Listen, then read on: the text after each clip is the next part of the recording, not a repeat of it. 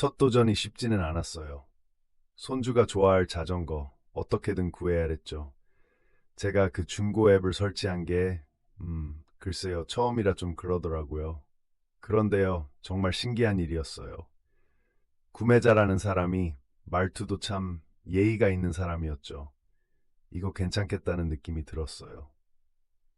아, 손주가 정말 좋아했으면 좋겠더군요. 밥 한 석은 새벽 햇살이 부엌 창문을 뚫고 들어올 때쯤 천천히 식탁에 앉았어요.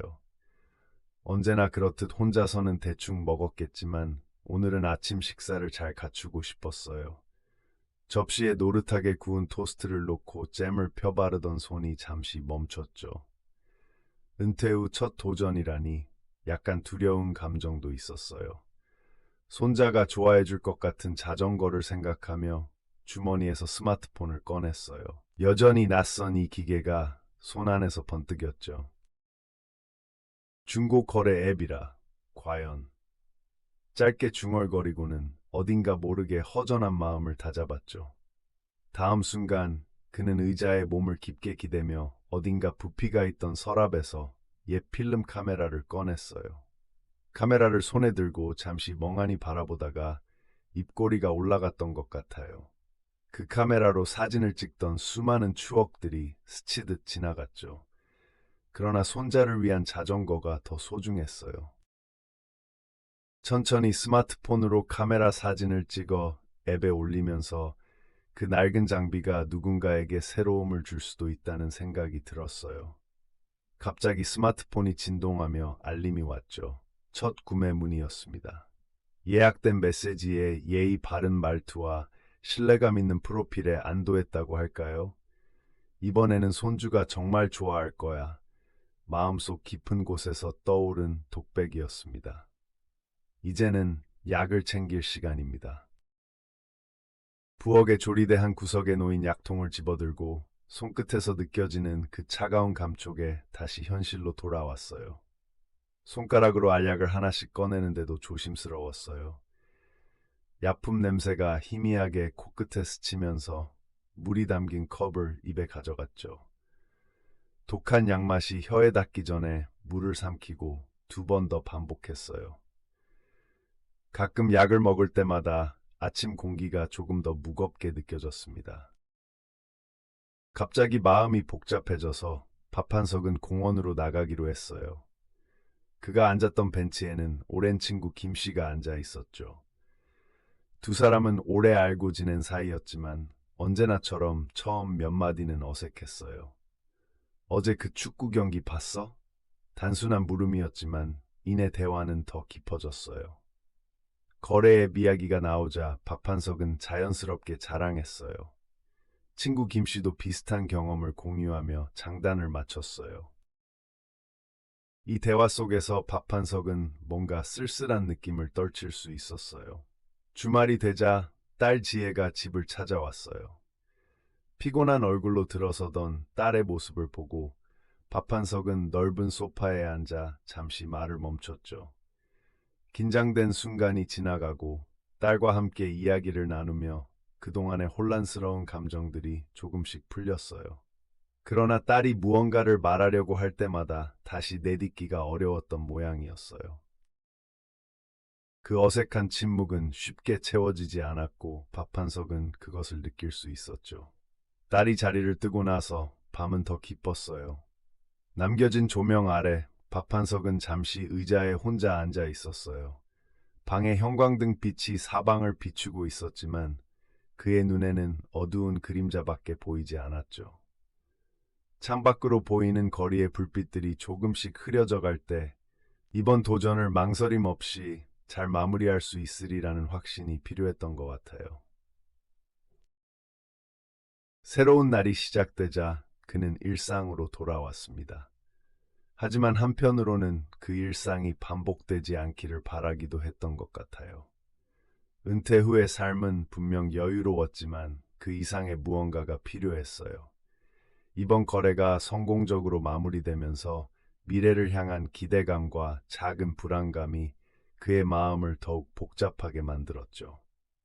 이날 밥 한 석은 처음으로 한 걸음을 내디딘 것 같았습니다. 그러나 그 발걸음이 어디로 이어질지 모르는 불안 역시 뒤따랐죠. 아침 공기가 차오르고 박판석은 창문을 활짝 열고 환기를 시키면서 내심 그 답을 찾고 싶었던 것 같아요. 과연 이 도전이 어떤 결말로 이어질지, 또 어떤 이야기가 기다리고 있을지 그는 조금씩 기대감에 차올랐습니다. 햇살이 눈부시게 방 안으로 쏟아지는 아침이었어요. 박판석은 어제 발송한 카메라 생각에 설레는 마음으로 잠에서 깼죠. 그 카메라를 처음 들었을 때처럼 손주가 자전거를 타고 즐거워할 모습을 생각하니까 그저 행복했어요. 핸드폰을 켜서 두근거리는 마음으로 앱을 열었지만 메시지 알림이 반가운 소식을 전하지 않았어요. 환불 요청이라는 문구가 판석의 눈에 박혔죠. 글쎄요, 바로 몇 초 전까지의 평온함은 어디로 갔는지 모르겠더군요. 가족들은 여전히 단란한 아침을 즐기고 있었지만 판석의 마음은 점점 어두워지고 있었어요. 아버지, 무슨 일이세요? 딸과 걱정스레 물었죠. 판석은 별일 아냐라며 회피했지만 그런 대답이 더욱 의심스럽다는 걸 알고 있었죠. 가족들 앞에서 강한 모습을 유지하고 싶었어요. 불안한 마음은 감출 수 없었지만 그는 결코 와르르 무너질 수 없다고 생각했죠. 아침에 그 잔잔한 공기는 점차 무겁게 바뀌어 갔습니다. 링크를 클릭하지 말았어야 했어요. 컴퓨터 앞에 앉아 수많은 생각이 오갔죠. 왜 이런 상황이 벌어진 건지, 어떻게 빠져나와야 할지. 손에서 식은땀이 흘러내렸지만 마우스를 클릭하는 손길은 그저 가벼웠어요. 계좌 지급 정지 문자를 확인하자마자 숨이 멎는 것 같았죠. 왜 내 계좌가 이렇게 됐지? 라는 그의 속마음은 점점 부풀어 운명처럼 집안을 감쌌습니다. 식탁에 앉아 아직 끝나지 않은 아침 식사를 바라보며 아무 일도 없는 것처럼 가만히 있는 판석. 가족들은 여전히 웃고 있었지만 그 웃음 속에 묘한 긴장감이 감돌았어요. 그의 눈에는 그림자 같은 불안이 떠오르고 있었죠. 판석은 이를 숨기려 노력했지만 자꾸만 튀어나오려는 불안을 감출 수가 없었어요. 그렇게 앉아있자니 방 안의 공기가 점점 무겁게 느껴졌죠. 조금의 망설임도 없이 침묵 속에 고민처럼 자리 잡은 그 순간 아버지 얼굴이 안 좋아 보이세요. 아들이 무슨 일이냐고 묻는 순간에도 그는 결코 진실을 말할 수 없었죠. 그저 괜찮아라는 말로 얼버무렸지만 늙음하게 그가 직면한 이 사기 사건은 결코 간단한 문제가 아니었어요. 그 불안은 가족들 사이에도 조금씩 번지고 있었던 것 같았습니다. 끝이 보이지 않는 터널 같았어요. 아무렇지 않은 듯 행동하지만 마음속 불안이 점점 커져만 가는 걸 느꼈죠. 한없이 복잡한 생각들이 그의 마음을 어지럽혔어요. 침묵이 깊어질수록 가족들이 느낄 불안이 걱정되었어요. 그리고 그 순간 가족 가운데 누군가가 선뜻 이런 일 누가 도와드릴까요? 라고 물었을 때 아무도 도와주지 않아도 돼 라고 답했던 그의 목소리는 여전히 떨려 있었습니다. 역시나 평소와 같이 보이는 아침이었지만 그의 마음속 깊은 곳에서는 끊임없이 요동치는 불안과 걱정이 흘러가고 있었어요. 그렇다 보니 어떤 말도 쉽게 꺼낼 수가 없었죠. 모든 게 과거의 작은 실수에서 시작되었다고 계속해서 후회하는 마음이 떠오르곤 했어요. 이렇게 망설임에 잠겨 있다 보니 대답조차 제대로 할 수 없을 만큼 머릿속이 복잡했어요. 결국 판석의 손은 방 안의 공기를 휘젓는 듯한 묘한 떨림을 나타내고 있었죠. 아침이 그렇게 지났어요. 평범한 듯 보였던 그 아침 식사의 순간은 더 이상 평범하지 않았죠. 모든 것이 그의 의도와는 다르게 흘러갔던 것 같았어요. 다시 침묵이 찾아왔을 때 그의 마음속에서 혼란이 일어났습니다.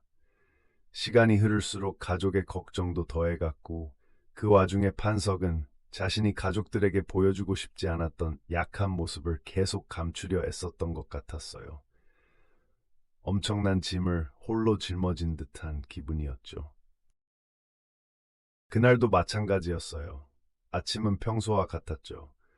커피 냄새가 부엌을 채우고 창가를 비추는 햇빛이 포근하기만 했습니다. 어제와 다름없는 일상이었지만 이상하게 그날따라 여유롭지가 않았어요. 그런 날 있잖아요. 특별한 이유 없이 마음이 찝찝한. 판석 씨는 천천히 자리에 앉았어요. 신문을 펼치고는 한참을 그냥 바라봤죠. 글씨들이 눈앞에서 춤을 추는 것 같았어요. 그저 흐릿하고 멍한 기분뿐이었죠. 집중이 안 됐다고 할까요? 결혼 기념일이 다가오기도 하고 요즘 따라 머리가 복잡해지는 것 같았습니다. 그의 부인은 무심코 물어봤어요. 무슨 일 있어요? 판석 씨는 대답했죠. 아니야, 별일 없어요. 부인의 눈빛은 그대로였지만 뭔가 숨죽인 듯한 느낌이 들었어요. 그 순간 판석 씨는 고개를 돌려버리고 말았습니다. 괜스레 싫었거든요. 커피 잔을 들어 올렸을 땐 이미 온도가 식어 있었습니다. 뭔가 계속 놓치고 있다는 생각이 스쳐갔어요. 어제는 무심코 지나쳤던 것들이 그날따라 뭔가 달라 보였죠. 작은 흠집에 자꾸 시선이 가더군요. 이상한 날이었어요. 그 다음 주 은행에 들른 판석 씨. 직원과의 짧은 대화도 뭔가 어긋난 기분이었어요. 뭐가 문제일까요? 직원은 분명하게 설명했지만 판석 씨는 이해가 가지 않았죠. 점점 만나는 사람마다 판석 씨의 어깨가 무거워지는 것 같았어요. 가족과의 주말 식사도 평소와는 달랐어요. 딸이 물을 건네며 웃었을 때 그 눈빛이 별다른 뜻없는 반짝임이었음에도 판석 씨는 두근거리는 걸 느꼈어요. 그래서인지 딸 앞에서는 괜히 농담을 던지긴 했죠.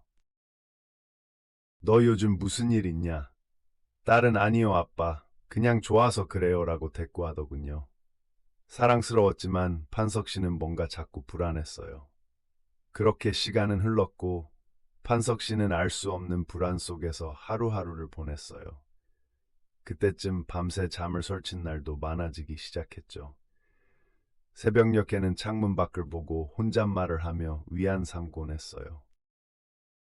괜찮을 거야, 판서가. 그렇지만 그 말을 믿기 어려웠던 것이 솔직한 심정이었습니다. 어느새 휴대폰을 더 자주 들여다보는 자신을 발견했습니다. 뭐가 그렇게 조마조마한지. 작은 알림에도 깜짝깜짝 놀랐어요. 이렇게 산다는 게 글쎄요. 판석 씨는 늘 하던 말처럼 크게 한숨을 쉬었는데 그마저도 뭔가 평소와 다르다는 걸 알았어요. 그러다 문득 거실 소파에 앉아 있던 그날, 텔레비전 소리도 들리지 않을 만큼 멍했던 그 순간, 갑자기 고개를 숙여 발끝을 바라봤죠. 보이지 않는 무언가가 그의 머리카락을 당기는 듯 했어요. 왜 이런 걸까? 입에서 그냥 튀어나온 말이었지만 대답해 줄 리가 없었습니다. 그리고 다시 모든 것을 놓아버리듯 몸이 축 처졌죠. 아내가 다가와 등을 두드릴 땐 괜히 미안했습니다. 미안해. 하지만 왜 그런지는 몰랐죠. 안다는 것이 더 혼란스러울 때가 있잖아요. 그리고는 말했어요. 괜찮아. 그냥 그런 날인 거야. 아내는 잠시 멈칫했지만 아무 말 없이 고개를 흔들더군요. 말로는 덮을 수 없는 그 어긋남, 그 느낌. 하지만 결코 없었던 일이 될 수는 없는. 그 후에도 판석 씨는 여전히 상승과 하강을 반복하는 감정 속에서 발 한 걸음을 내딛는 느낌으로 하루하루를 지냈습니다. 누군가는 그를 보고 무언가 괜찮지 않다고 느꼈겠죠. 하지만 그는 늘 했던 듯 웃으며 매일의 표정을 지어 보였어요. 이렇게 산다는 게 글쎄요. 그날도 그랬습니다. 한참이나 침묵이었어요. 판석 씨는 거실에 앉아 창밖을 바라봤죠. 창밖에서 들려오는 아이들의 웃음소리가 그날따라 그렇게 멀게만 느껴지더라고요. 그렇지 않아도 복잡한 심사였는데 갑자기 딸 지혜에게 전화가 왔습니다. 저쪽에서 들려오는 밝은 목소리. 아빠, 어떻게 지내세요? 당황스러운 마음에 억지로 웃으며 잘 지낸다고 했죠. 하지만 그 말을 입 밖으로 내뱉고 나니 참을 수 없더군요. 그래요. 계속 참아왔던 것들이 있었죠. 그간의 불안, 실수로 인한 자책감, 홀로 감당해야 했던 두려움까지 그 순간 그렇게 무너질 줄은 생각도 못했죠. 지혜야 라고 입을 떼는 순간 목소리가 떨리며 속에 차있던 뭐랄까 한 번도 보여주고 싶지 않았던 연약한 모습이 불쑥 튀어나왔어요. 말하고 싶지 않았던 지루하고 무서운 이야기. 아빠 실은 그거였어요. 작게 짓따냅니다. 그러나 참 이해되지 않았고 그래서 그만 나왔더군요. 망설이다 다 털어놓아 버렸죠. 뭐라고 할까? 그 순간은 정말이지 그냥 흘러나와 버리더라고요. 긴 침묵 또 침묵. 그러더니 지혜가 아빠 하고 나지막이 부르는 소리가 들려왔어요. 하지만 아직은 제대로 된 답이 나오질 않았습니다. 그래요. 그녀도 서둘러 무슨 말을 해야 할지 몰랐던 것 같았습니다. 결국 통화가 끝나고 혼자 거실에 앉아 있자니 마음만 더 무거워졌어요. 그냥 통화를 안 했으면 오히려 나았을까요? 머리가 지끈거렸고 마음은 쉽게 정리가 되질 않았습니다.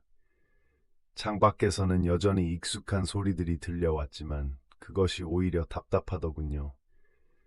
그러니까 가족에게조차 이런 모습을 보여줄 수밖에 없었던 내가 어쩌다 이렇게 됐나 싶었어요. 결국 그날 밤엔 잠들지 못했죠. 침대에 누워 한참을 뒤척였지만 마음이 차분해질 리가 없죠. 앉았다 일어서기를 몇 번을 반복했는지 모르겠습니다. 딸 지혜의 말투와 목소리만 계속 떠오르더군요. 아빠, 다 괜찮아요. 어떡하죠? 정말 괜찮은지. 밤이 깊어질수록 왜 더 이렇게 가슴이 닫혀오는지 설명할 방도가 없었습니다. 끝내 그 밤은 그렇게 지나가고 말았죠.